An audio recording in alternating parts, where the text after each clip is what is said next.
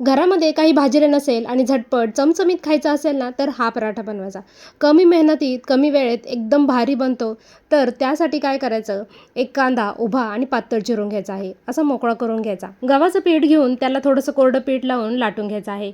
आता यामध्ये मोकळा केलेला कांदा, आलं लसूण पेस्ट, हळद, लाल तिखट, गरम मसाला, कसुरी मेथी, धने पावडर, थोडंसं मीठ घालून पुरणपोळीसारखा आपल्याला गोळा बंद करून घ्यायचा आहे आणि हलक्या हाताने थोडासा जाडसरच लाटायचा आहे. वरून बारीक चिरलेली कोथिंबीर घालायची. यामुळे टेस्ट अगदी छान लागते. पराठा छान लाटून झाल्यानंतर गरम तव्यावर मध्यम ते कमी आचेवर हा पराठा भाजून घ्यायचा आहे. त्यामुळे कांदा आतपर्यंत छान भाजला जातो आणि टेस्ट छान येते. दोन्ही बाजूने तूप लावून इथे छान आपला पराठा भाजलेला आहे. दुसरा पण इथे मी करून घेतलेला आहे. खायला द्यायच्या वेळेस पुन्हा एकदा त्याच्यावर तूप लावायचं. तुम्ही बघू शकता आतपर्यंत मसाला छान सगळीकडे पसरलेला आहे. हा तुम्ही सॉसबरोबर किंवा दह्याबरोबर खाऊ शकता. एकदम भारी लागतो. तुम्ही सुद्धा एकदा नक्की करून पहा.